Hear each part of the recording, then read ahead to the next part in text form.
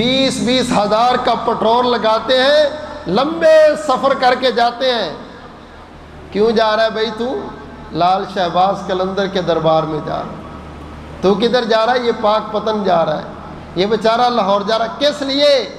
پاس مسجد ہے، رب کا گھر نظر نہیں آتا ہے اس کو، اتنے کلومیٹروں پہ اس کو درگاہ دربار نظر آتا ہے، کیونکہ یہ رب سے جڑا ہی نہیں، یہ جڑا ہی درباروں سے۔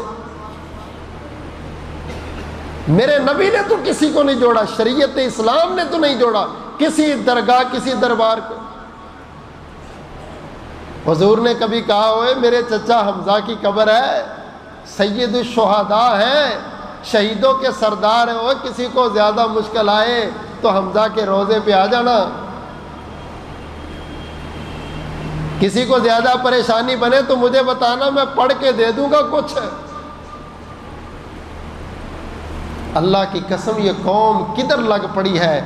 ساری زندگی انبیاء نے، اولیاء نے، اتقیاء نے، صلحاء نے رب سے قوم کو جوڑا ہے۔ کامیاب وہ ہے جو اپنی نسل کو، اپنی اولاد کو، اپنے ماتحتوں کو اپنے رب سے جوڑتا۔ محبوب نے فرمایا لعن اللہ الیہود والنصارى اتخذوا قبور انبیائہم مساجدا۔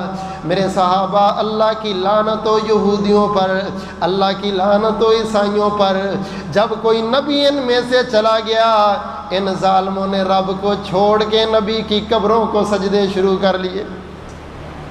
اللہ نے ان پر لعنت کیوں کی؟ عام ذات کو نہیں، انہوں نے نبی کی قبر کو سجدہ کیا، اور جو نبی کی قبر کو سجدہ کرے حضور اس پہ لعنت بھیجیں۔